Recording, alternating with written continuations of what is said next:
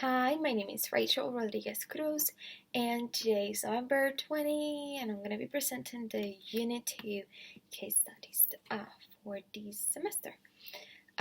So I chose case study 2 and case study 4. In case study 2, we had a patient who is female, 16 years old, and she was diagnosed with deficiency in muscle glycogen phosphorylase. Um, and she had a couple of questions regarding this diagnosis. So first, I would address the patient saying that, um, like explain to her what glycogen is. That is actually like a form of storage in glucose in our body that we can store it in the liver and the muscle. And her diagnosis is specific for the muscle part. So she has no issue with the liver, just the muscle um, part of it.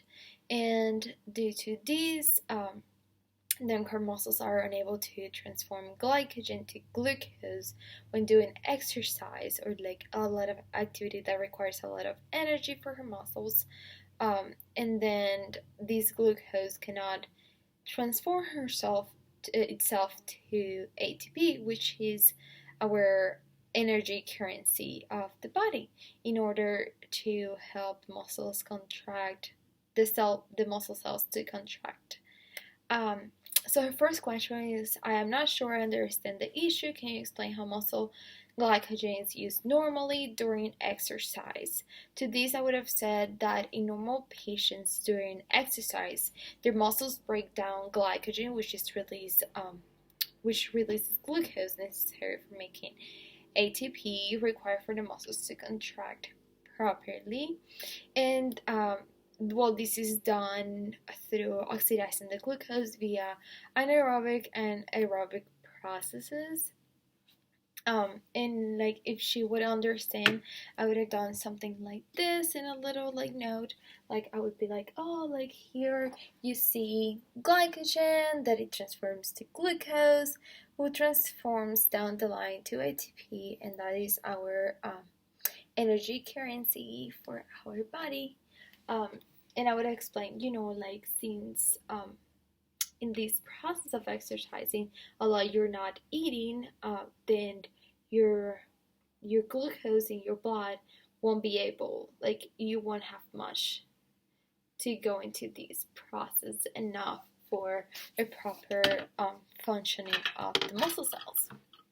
Her second question was, I really like to take long walks. Will I still be able to do this with my friends? To that, I would say that due to the deficiency in ATP in your muscles required for exercising, I would say that you would have some difficulties doing long walk, um, since you're probably going to exercise tiredness and muscle pain during exercise due to the ATP deficiency in her muscle cells. Instead, I would recommend our 16 years old patient to do short walks with resting intervals, and carrying body in carrying snacks, since this will help her like get her glucose levels like regulated through these like short intervals of exercise. To her third question, as a result of this deficiency, will I need to get up at night to maintain my blood glucose level? I would say that no, because your blood glucose level will be maintained by your liver and adipose tissue, mostly since you're like only deficient in muscular glycogen phosphorylase. So this would not affect, like it wouldn't affect her, and I would recommend her to like only going like she's only going to need to consume sugar products, like compared to another person, like she would only need to consume them a little more when she's like doing exercise to help her muscle cells. And the last question is, do I need to worry about producing excessive lactate during intense anaerobic exercise? And to that, I would say no, because since you're having a deficiency in muscular glycogen phosphorylase, then glycogenolysis, which is the process of breaking down glycogen to glucose to ATP, in your muscle cells will not occur during exercise. So this will inhibit glycogen to convert into glucose, which is actually the precursor of lactase. So without glycogen breakdown, your muscle cells will not be able to make lactose, and by so you will have you will not have to worry about excessive lactate levels in your muscle cells.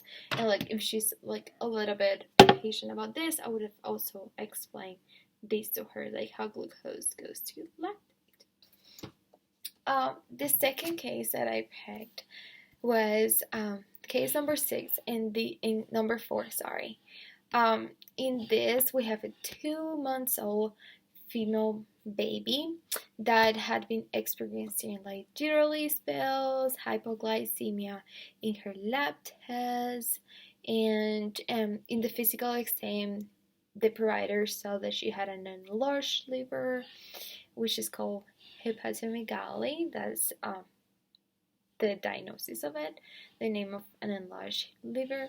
And they gave us a couple of options to see what could be her diagnosis. The first one was hereditary fructose intolerance, and here I don't believe the patient has this, because this happens when we lack an enzyme called aldolase B in our bodies, and because we can not tolerate the ingestion of fructose molecules, and fructose molecules are found in fruit. And since our patient is a 2-month-old baby and she has only been breastfeeding, she will not be affected by how her levels of glucose or tolerance of glucose. So she wouldn't have this disease. So that's what I think. The second option was galactosemia. This is a condition that happens due to our body's inability to convert galactose, which is the sugar contained in milk, including breast milk, into glucose molecules in our body.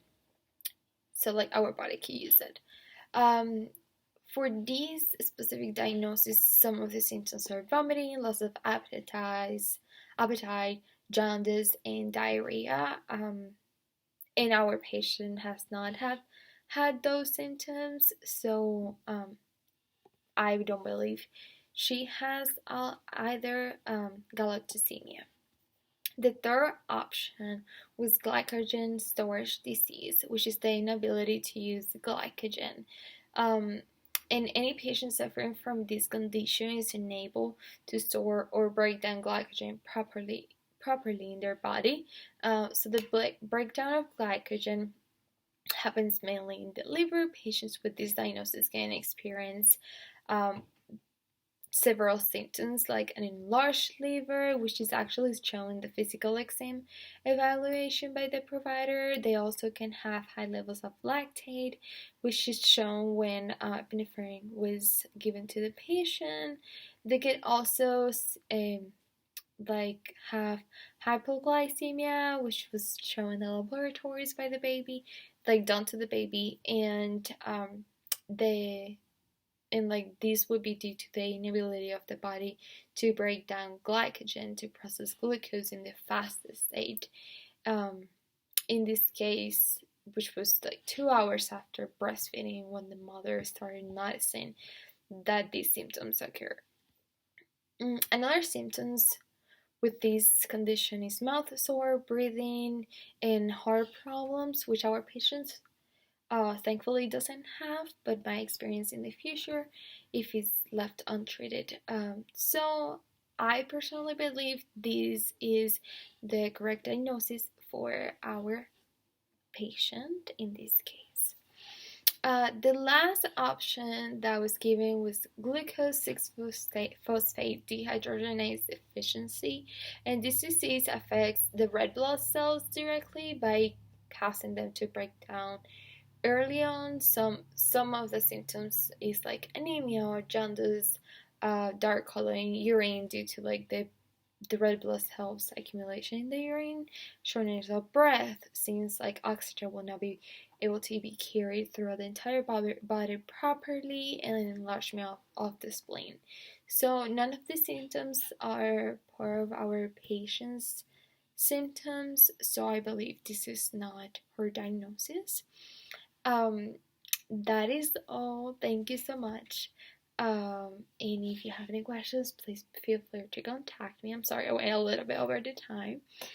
Thank you. Have a wonderful day.